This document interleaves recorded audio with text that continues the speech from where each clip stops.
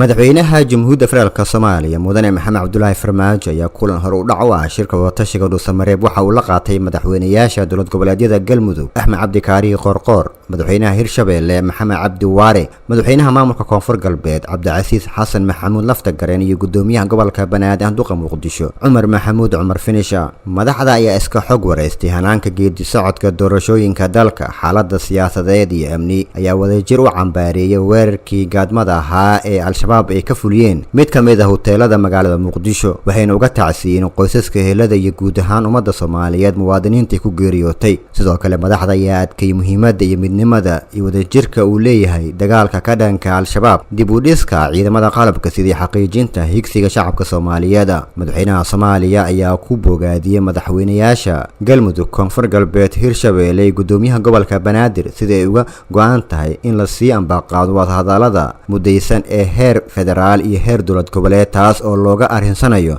hanaanka doorashooyinka dalka. qarax ay qolyaha argagixisada ahaa u soo abaabuleen galabtay 5 iyo 9 daqiiqo ama 12 iyo 9 daqiiqo ayaa qarax ismiidaaminaha oo loo isticmaalay gaari laga soo buuxshay walxaha qaraxa iyo argagixiso isla markaasna rabtay inay khasaare geysiiso dad shacab ah oo ku jiray hoteelka Iliad ee ku yaala degmada Cabdicasiis. qaraxa markuu u dhacay argagixisadu gudaha ayay u galeen hoteelka, waxa meesha ku dhintay khasaare dhimasho ayuu qaraxu keenay oo gaaraysa 16 qof, 12 qof oo shacab ah iyo 5 ka mid ah nafti halagayaasha ugu tala galay inay naftooda iyo nafta shacabka Soomaaliyeed gumaadaan. sidaas oo kale waxa meesha ka dhacay dhaawac gaarsiiyay ilaa 13 qofood oo goobta ka agdhawaa. dadkaas dhaawaca iyo dhimashadu waxay isugu jiraan shaqaalihii hoteelka iyo dad shacab ah oo goobta ka agmariyay iyo argagixisadii iyagu soo abaabulay qaraxa inuu meesha khasaarahaas ka gaarsiiyaan. saas oo kale waxaa jira burbur hantiyeed oo soo gaaray hoteelka iyo gawaaridii dadka shacabka ah oo jidka ka agdhawaa agaarka mariyay. howlgalka oo xoogaa yar dheeraaday wuxuu soo gaaray ilaa 10kii fiidnimo. sababta uu nolol dheeraadana waxay ahayd in aan yareyno isla markaana aan ka taxadarno inuusan khasaaruhu intaas dhaafin oo khasaaro badan meesha uusan keenin. xildhibaan Xilsi Ciise Jaamac oo ka mid ah xildhibaanada golaha guurtida Somaliland ayaa baaq nabadeed u diray beelaha walaalaha ee dirirta colaadeed ku dhex martay deegaanada gobolka Sool. haddaba xildhibaanka oo arrintan ka hadlaya ayaa waxa hadaladiisii ka mid ahaa: waxaan saaka ku baaqayaa nabadgelyo. nabadgelyana adigu kuma noolidii iyadaa kugu nool. haddii nabad la waayo nafjiri mayso, mid magaalo iyo mid miyiba. nabadgelyada innagaa ku nool, caalamkuna wuxuu heerarkaa ku gaadhay waa nabadgelyo. marka waxaannu leenahay dadka halkaa joogow waar nabadgelyadiinna ku soo dabaala. odayaal iyo guurti iyo garaad iyo caaqil iyo suldaan iyo wadaad wixii idin yimaadaba maqla. laydinkama filayn saaka in halkaa isku qabsataan. meeshan webi baa mara gebigeedaba, biyaheedu waa dhanaan oo waa qadhaadh oo noocyo 9 nooc bay leedahay. biyihii caynkaa ahaa ee badda ahaa inaad saaka isku dishaan maanaan filayn, laakiin shaydaan baa ka adeegay. wartalow waxaanu leenahay oo ilmaada reer waxaanu leenahay dagaalkaa joojiya oo waa laga gudbay maantee ka gudba idin noqon. markaan leeyahay waa laga gudbay, caalamku meelaan dagaal soo maray ma jirto, yurub iyo ameerika meel kasta, laakiin wuxuu way ka gudbeen wayna tashadeen. war ka tashada in badan baa hadeer waxan innaga lafteenna marka layna maagay waa bartii sayidka raggiis ku dhammaaday. meesha tani waa jidbaale inaynu ka gudubno Soomaalina marka inaga hogaaminay inaynu ka gudubno ayaa fiicnayd oo sidaa Yurub uga gudubtay caalamku uga gudbay inuu dagaalka uga gudbo. laakiin waynu ku soo noqonay maanta inaga dadka uga hooseeya. wallahi de horta markii hore xagga dawladda hawsha la wareegtay wax uga meel yeeli lahaaba wadaas la wareegto wasiir rabaxay. waa sax xildhibaan intii yarada shalay toole waxaad moodaa in hadalka aanad ku qancin gudoomiyaha. arrinta iyada ka hor arrinta warkaas anigu de taagantii ma ahayn markaa taagnaa, laakiin xanaaq baan la kacay. kelmadihii ahaa la magacaabay dadka kumana jirto, waa ka mamnuuc golaha in la waxay ya nin weyne waa yaqaanaa wafdi hogaaminaya wasiirka waxbarashada ee Soomaaliya Cabdullaahi Goodax Barre oo gaaray gobolka Gado ayaa qarax lagu leeyahay deegaanka hoose oo u dhaxeeya degmooyinka Balad Xaawo iyo Doolow. Qarax ayaa burburiyay mid ka mid ah gawaaridii ay wafdiga la socdeen waxaana lagu soo warramayaa inay jiraan dhaawacyo soo gaaray qaar ka mid ah xildhibaanadii wafdiga la socday iyo xubno kale oo isugu jira maamulka degmooyinka Balad Xaawo iyo Luuq iyo ilaaladii la socotay wafdiga. hase yeeshee qodobadii ugu muhiimsanaa ee Saciid Cabdullaahi Dani uu ka warramay waxaa ka mid ahaa in Puntland ay ka fiirsanayso ka qaybgalka shirka dawladda dhexe iyo kuwa maamul goboleedyada oo maalmaha soo aadan la filayo inuu ka dhaco magaalada Kismaayo. Saciid Cabdullaahi Dani ayaa sheegay in kastoo aanay dalka ka jirin buu yiri ra'iisul wasaaraha haysta kalsoonida codka shacabka baarlamaanka federaalka Puntland aysan ku degdegi karin xilligan ka qaybgalka shirka magaalada Dhuusamareeb. dabcan sida lala socdo cid walba ay dareemayso dalka Soomaaliya wuxuu galay marxalad kala guur waxaa socda maraaxishii madaxxileedkii dowladda federaalka uu gabagaba yahay oo aan rajaynayno in doorashooyin ay dhacaan runtiina la wada sugayo dabcan sidaad ogtihiin doorashooyinkaas waxaan rajaynaynaa in sida ugu habboon ay ku dhacaan xaaladaha ka soo cusboonaaday siyaasadda Soomaaliya isbedelada ku dhacay shirkii Dhuusamareeb 2 ka dambeeyay dalku galay dabcan xukuumaddii hawsha waday fulintina looga fadhiyo ayadii meesha ka baxday runtii hadday taas baxday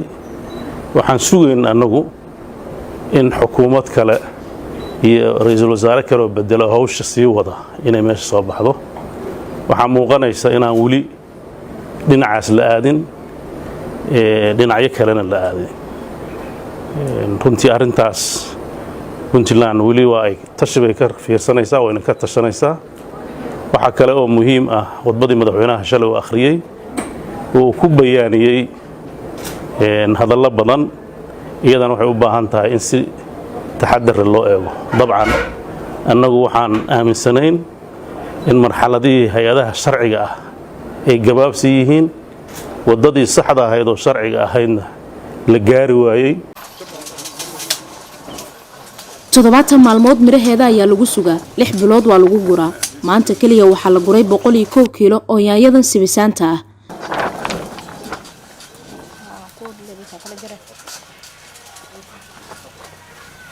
suuqa haddii aad tagto qiimahaan dadka ka ganacsada markaad weydiiso hashii xabo 5,000 oo shilinka Soomaaliga ayay gadaan taasoo ka dhigan inay qaali tahay kiiladina waa $2 kan faa'iidadiisu waxay tahay in kan lagu soo xirso kala celish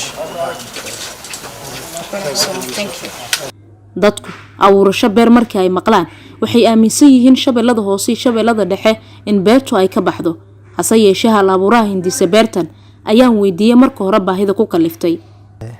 aniga waxyaaba ugu waaweyn ay ugu dhiirigeliyay inaan magaalada ama xamar aan ka sameeyo ayadan ku abuuro waxay tahay maadaama aan hay arday Soomaaliyeed oo wadanka wax ku leeyahay bartana cilmiga beeraha oo dadku aad ugu yaryahay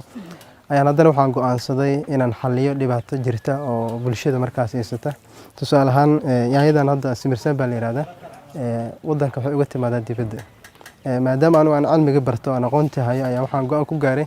inaan maxaan ku yiraahdaa aan ku beerno magaalada Muqdisho waliba anagu ma aanan sameyn gobol maanan u aadin hadda beer mar qofku markuu maqlo waxa laga yaabaa inay ku soo dhacdo inuu shabeellada hoose shabeellada dhexe iyo meel dhowbeyl ay ku soo dhacdo laakiin anagu waxaan wax ku beernay degmada Daynile waa fikradii Cabdiraxmaan Sabriye waa wiil dhalinyaro kuna nool magaalada caasimadda ee Muqdisho waxa uu hal abuuray sida idin muuqata yaanyadan Soomaalidana ay u taqaano yaanyo sibisaan badi waxa laga keenaa Ethiopia iyo Kenya hase yeeshee hadda Muqdisho ayuu ku beeray gaar ahaan degmada Daynile ee gobolka Banaadir Cabdiraxmaan Sabriye ayaa sidoo kale sheegay in caqabado badan uu kala kulmay markii uu talaabadan qaadayay caqabadaha waaweyn ee aan la kulano waxaa kamid ah waxaan anagu aan beerayno waa wax ku cusub magaalada weeye naqshada iyo qaabka waxaan isticmaalayna ayaa waxay yihiin modern agriculture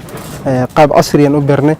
yaanyadan aad u jeedo waxa weeye 7 maalin ku soo baxaysa 6 biloodna waa la jaranayaa yaanyadan caadiga magaalada taal waxay tahay 2 bil ku soo baxda iyo bil iyo jajab marka 2 isbuuc kadibna waa la gurta waa dib ina beerta ay ku xirantahay marka qaab casri u beernay waxaan isticmaalaynaa drip irrigation waxa la yiraahdo magaalo laga aqoon marka caqabada ugu weyn ee qabsada waxa kamid ah waxaan anagu aan bilaabayno dadkii ugu horeeyay bilaabay ayaa kamidna soo galeen hago ama cid aan tala weydiisan ma aysan jirin wajigiisa farxade ayaa ka muuqata himilooyin fara badan waa uu leeyahay rajada ugu weyn ee qabo waxay tahay inaan local production ka saameyn weyn aan ku yeelano waxaan aaminsanahay next 5 years inaan Muqdisho dhan ka fikiro ama ka fikirno 10 sano soo socotana Soomaaliya dhan ka fikirno dhalinyaradu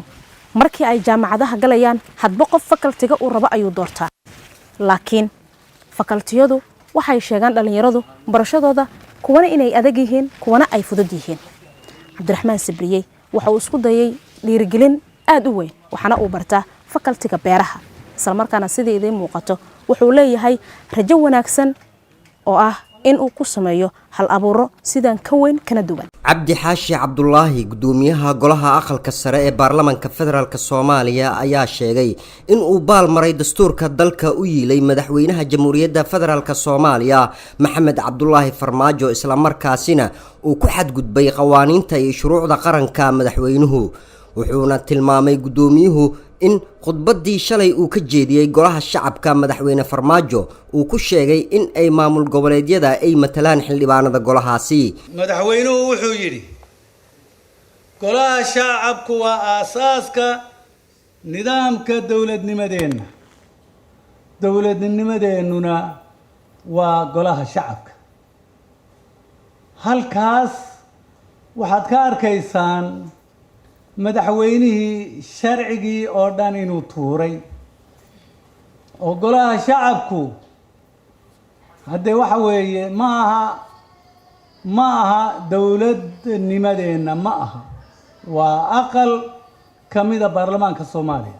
gudoomiye Cabdi Xaashi Cabdullaahi waxa uu hoosta ka xariiqay in labada gole ee baarlamaanka federaalka Soomaaliya ay yihiin hay'ado dastuuri ah matalaada dawlad goboleedyaduna ay senatarada golaha aqalka sare ay u taagan yihiin sidoo kale Cabdi Xaashi Cabdullaahi gudoomiyaha golaha aqalka sare ee baarlamaanka federaalka Soomaaliya ayaa waxa uu madaxweyne Farmaajo u soo jeediyay in uu dib u akhriyo qodobada dastuurka dalka si awoodaha hay'adaha labada gole ee ugu kala cad yihiin dastuurka in uu madaxweynaha sidaasi u kala saaro haddaba madaxweynuhu miyuusan ogeyn in dalka uu madaxweynaha ka yahay dal qaatay nidaamka federaalka oo ay tahay inuu yeesho 2 aqal oo hal baarlamaan kuwaas oo ah golaha aqalka sare iyo golaha shacabka madaxweynuhu haddii uusan akhriin dastuurka dalka waxaan u soo jeedinayaa inuu akhriyo si uu u ogaado